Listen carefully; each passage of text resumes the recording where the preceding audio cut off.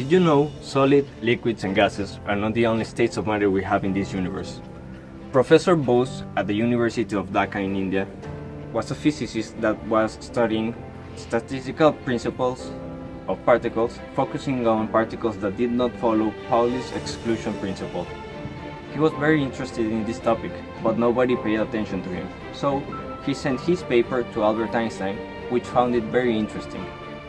Einstein published Bose's paper and further published a paper of his own, making this state of matter the Bose-Einstein condensate.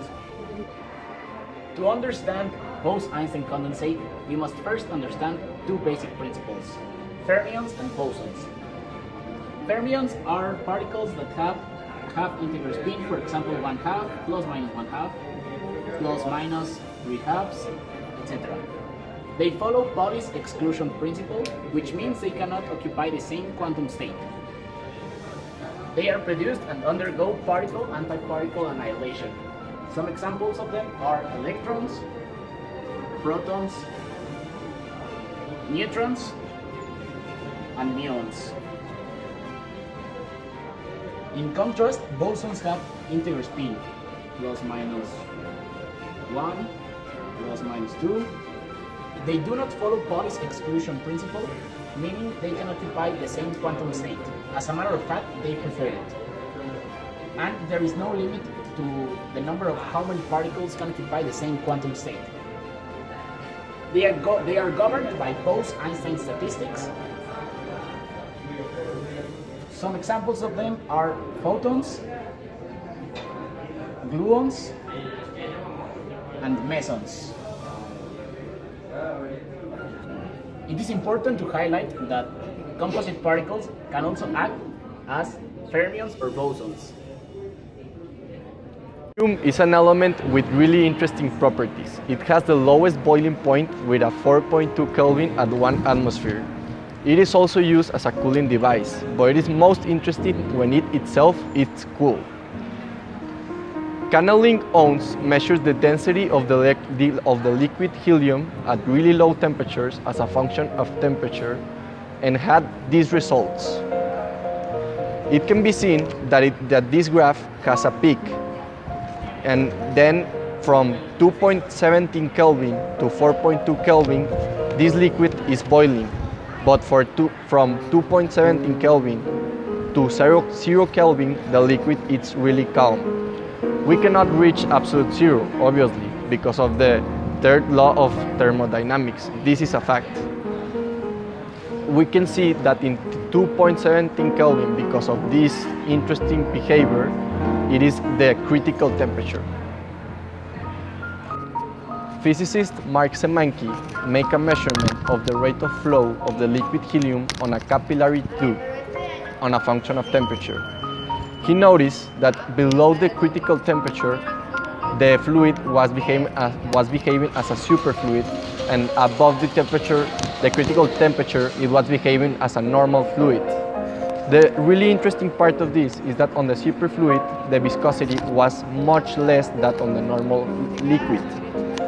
When the viscosity was near zero, some weird properties started happening, called as the creeping film. It appears to defy gravity. A thin film can climb walls and escape its container. Another experiment was to measure on a metal plane that was on the surface of the liquid helium to measure the drag of this metal plane. The interesting part here was that the liquid acted as a normal liquid and not as a superfluid. This was a contradiction with the previous experiment. So last time we were discussing a contradiction of the experiments. That is when Fritz London proposed a new theory in when the helium liquid was part superfluid and part normal fluid. So in the experiment of the caterpillar, there was something like this, and the helium fluid was on this base. It was dripping with a greater rate of flow. Only the part superfluid. So this part of here was a superfluid. But the moment the helium turns superfluid, it leaks through.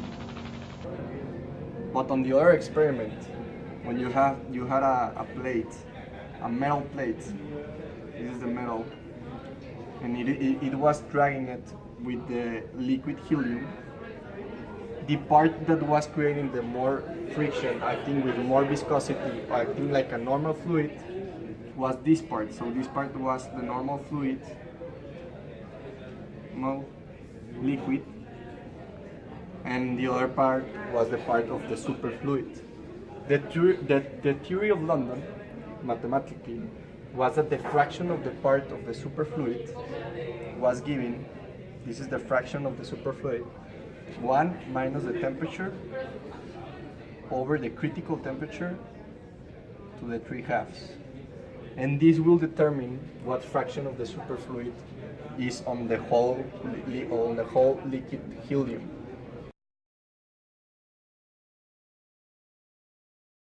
The closer we approach to 0 Kelvin, absolute zero, the helium liquid will have a greater part of superfluid. So in theory, when we are on absolute zero, that we cannot reach it, this liquid will be 100% superfluid, superliquid, sorry. And this is what we call, this is a great example of a Bose-Einstein condensate.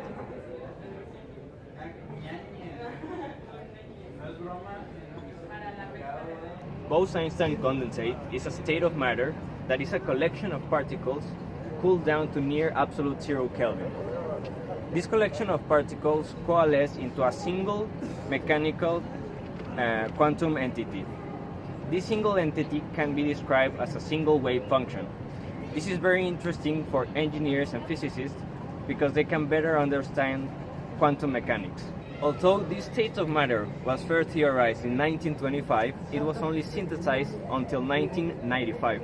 It was done by scientists Carl Wieman and Eric Cornell in a conjunction of the National Institute of Standards and Technology and the University of Colorado. They did this with a dilute vapor of rubidium.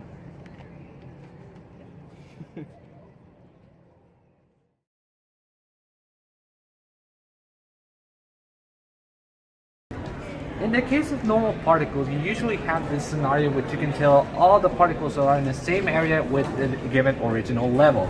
Let's say, for example, in normal particles you have an energy level of e to the sub-index j. In this case, you can actually tell the population really easy by knowing the natural number and the massive number of an element that you're considering here, just elevating everything to Euler or that energy level, the Boltzmann constant, and the temperature level. However, when we are talking about Bose-Einstein particles, everything differs entirely. For the case of fermions and bosons, however, we are confused with the levels of energy that say you exactly how many atoms are there. So we have to rely on a different formula. You will see that the mu letter intruded right here is this little mu letter. This mu letter stands for chemical potential. And we can actually work out how to get to this formula based on the previous distribution. First of all, we need to explain how many states are we talking about, because this actually needs to talk about the Bose-Einstein distribution. You see, Bose-Einstein distribution works a little bit something like this. Imagine that you have this whole energy level called epsilon. We can know how many atoms are in here just based around the amount of degeneracy states that it has. Degeneracy is usually represented by a G, and we can imagine G like the number of rooms that are in here. The rooms can be divided into separate spaces just by walls. The amount of degeneracy is essentially the amount of walls that are in here plus 1. And then in there we can arrange how many atoms, as many atoms as we want. And therefore, we can also find out that we can figure out the amount of arrangements that we can say in here, just mixing up atoms and walls all together. The total amount of arrangements that we can get from all of these walls and all of these atom configurations can actually be summed up into a factorial function in which we can tell exactly how many ways we can arrange each of the things. It's just saying how many times are you going to take one of these atoms and one of these walls every time that you need. And from here, you could actually say to yourself, what if I wanted to specify how much change I have exactly in this formula? Well, what we could actually do is try and derivate this thing based on the change of number of atoms that we can have, and try to minimize this take as much. And we also want to do it so that the change of the particles is actually equal to 0. We do not want any changes because we want to tell exactly how many particles we can have in that same time. Also, along with that, we also don't want any chemical reactions with that. So we can also make it so that the sum of all the potential energies in the system are also 0. Based on this, we can actually make a function based on how many states we can actually have, and all of we have to do is base a function around the population that we do wish to have, which is a massive factorial function, and every single product right after that. We also have to remember the simple rule that all the population must equal certain number of atoms that we already know that are in the system, and that the sum of all the potential energy levels in there are also equal to a finite amount that we already know. So with that in mind, we can actually get to a lot of derivations straight from the get-go. If we actually get the natural logarithm of this, we can approach a value here that is something close to the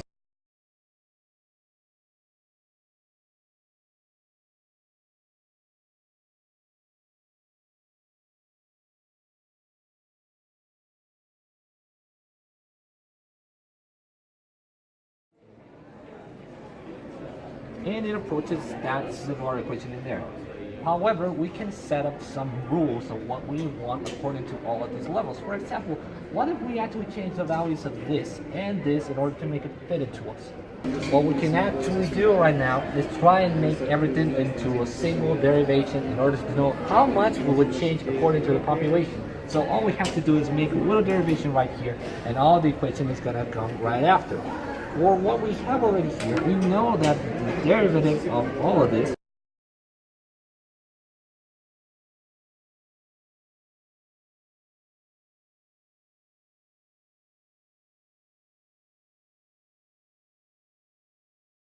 so all of this comes out perfectly. However, we set up some rules beforehand.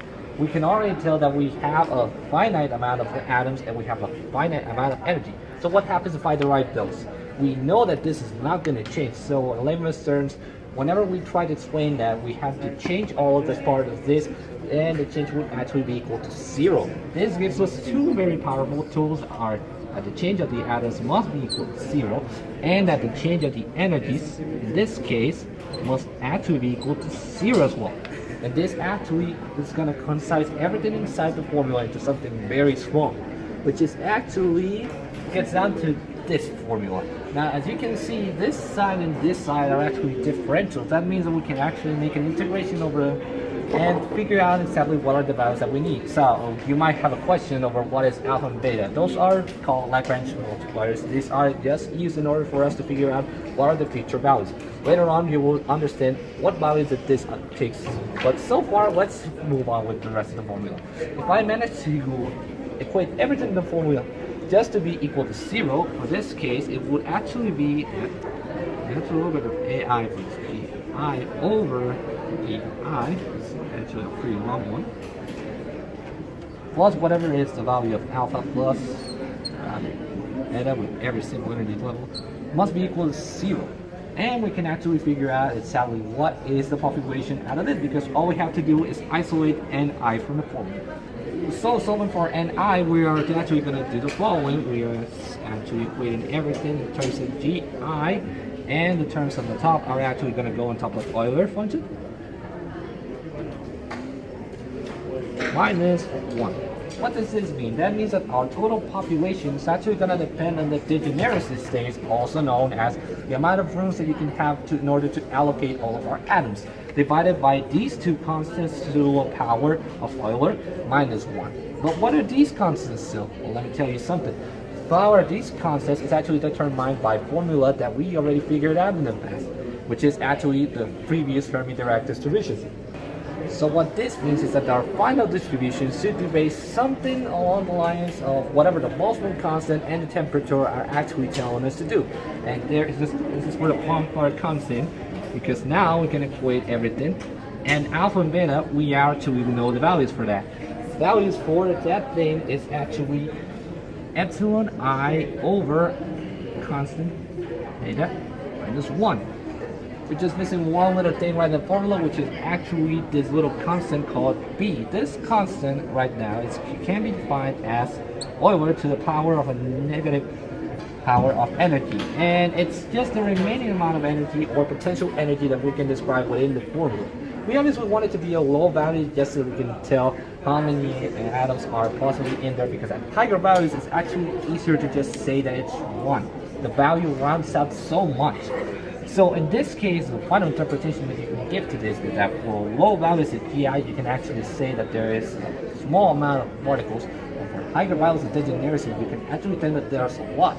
However, in these cases, we actually work on spots in which you cannot actually tell how many ways are there to sort each another of the atoms. It's usually kind of hard to tell how many groups there are. But in the other cases in which we have a lot of ways and allocations, we can actually say that there's a higher number of atoms.